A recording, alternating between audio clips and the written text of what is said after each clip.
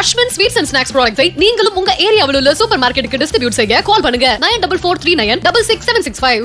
நான் நேற்று என்ன கேட்டேன் மின்சாரத்துறை அமைச்சர்கிட்ட, ஈபியில 18 ஹார்ட் டிஸ்க் காணாம போயிடுச்சு, கண்டுபிடிச்சு 38 ஹார்ட் டிஸ்க்னு சொன்னீங்க. மீதி இருக்கிற 20 ஹார்ட் டிஸ்க் எங்க இருந்து கண்டுபிடிச்சு என்ன உரிய விளக்கம் இருந்தா நல்லா இருக்குன்னா அது கடைசி வரைக்கும் ஒரு பதிலே சொல்லல. திரும்ப ஒரு கேள்வி கேட்டேன். நீங்க வெள்ளை அறிக்கையில திமுக ஆட்சியில எங்களுடைய முதலமைச்சராக இருந்த திராவிட மாடல் ஆட்சியினுடைய நாயகர் மாண்பு தளபதி அவர்கள் முன்னெடுத்த திட்டங்களை வெள்ளை அறிக்கையிலே சுட்டி காட்டியிருக்கிறீங்க.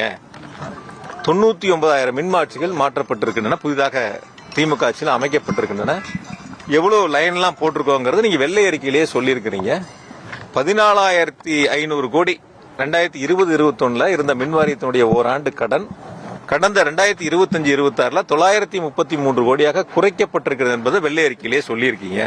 ஆக முழுசா வெள்ளை அறிக்கையில திமுக ஆட்சியினுடைய சாதனைகளை பட்டியலிட்டு சொல்லிவிட்டு நேற்று சட்டமன்றத்தில் திமுக ஆட்சியில எந்த விதமான பணிகளும் மின்சார வாரியத்தில் திமுக ஆட்சியில் நடக்கல என்கிறது போல ஒரு தோற்றத்தை உருவாக்குவதற்கான முயற்சிகளை முன்னெடுத்தாங்க. நான் அதுதான் கேள்வியா கேட்டேன். இப்ப நீங்களா வெள்ளை அறிக்கையிலே சொல்லியிருக்கீங்க, இப்ப அதுக்கு பதில் சொல்லணும்.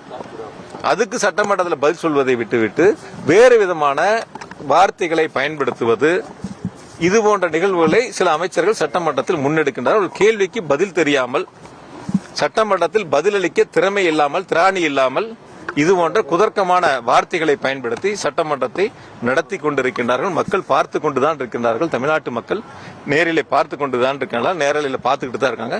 உரிய நேரத்தில் மக்கள் அவர்களுக்கு உரிய பதிலை தருவார்கள். தொடர்ச்சியாக திமுக கைது நடத்தி மேற்கொண்டு வராங்க. சட்டமன்றத்திலையும் பாத்தீங்கன்னா 3 பயிற்சி தயார் நிலையில் இருக்கு அப்படின்ட்டு அந்த மாதிரியான ஒரு அரசியலை பார்க்கணும். எங்களுடைய எதிர்க்கட்சி தலைவர் மாண்புமிகு அண்ணன் உதயநிதி அவர்கள் மிக தெளிவா ஒரு கருத்தை பதிவு பண்ணாங்க. சும்மா அந்த 3 ஃபைல் ரெடியா இருக்கு அந்த இதெல்லாம் சொல்லக்கூடாது. இருந்தா ரிலீஸ் பண்ணுங்க, இருந்தா கொடுக்கணும். அதாவது ஒரு முதலமைச்சர் தான் எடுத்துக்கொண்ட பதவி பிரமாணம் என்னங்கிறது என்ன, யார்ட்டையும் எதுவும் மறைக்க மாட்டேன், உண்மையா நேர்மையா நடந்துக்குங்கிறதான அவருடைய உறுதிமொழியில பதவியேற்புல இருக்கு.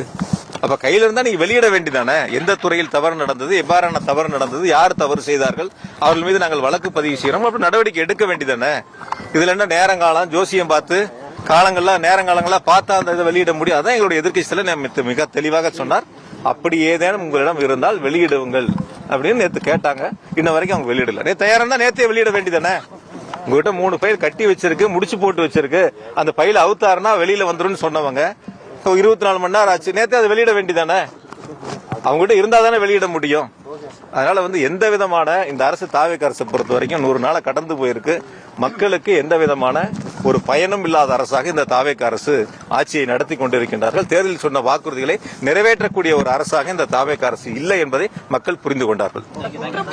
அஸ்வின் ஸ்வீட்ஸ் அண்ட் ஸ்நாக்ஸ் ப்ராடக்ட்ஸை நீங்களும் உங்க ஏரியாவில் உள்ள சூப்பர் மார்க்கெட்டுக்கு டிஸ்ட்ரிபியூட் செய்ய கால் பண்ணுங்க 9443966765.